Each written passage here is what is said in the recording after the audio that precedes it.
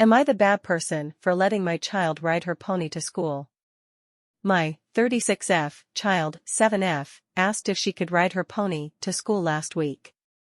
For context, we have a small paddock attached to our home where we keep 2 horses, one for me and one for my child.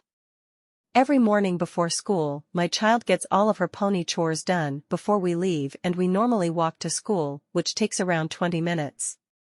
We live on the outskirts of a fairly populated city where it's not uncommon to see horses occasionally, but we are by no means in a rural village. I agreed to let my daughter ride her pony to school because I thought it was a harmless fun thing to do, and also it gives the pony some exercise as we had evening plans and wouldn't be riding that evening.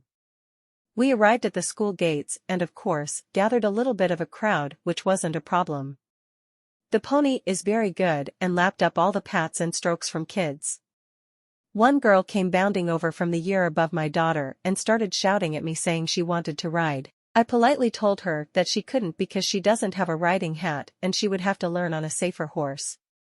She immediately started hysterically crying and pleading with her mum saying he wanted to ride.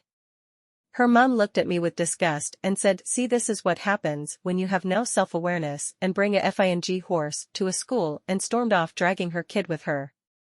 I was a bit taken aback but ignored her, sent my child into school and walked the pony home. I was talking to my friend this weekend and she said I was in fact the problem and I was blatantly showing off and should have known that this would cause upset and problems. My response is I turn up to the school gates in jodhpurs and boots regularly, so everyone probably knows I have horses. Is that showing off too? All I wanted to do is let my daughter do something a bit silly and fun. Now I am really overthinking it though and almost feel nervous to do school drop-off tomorrow. So am I the asshole for letting my daughter ride her horse to school?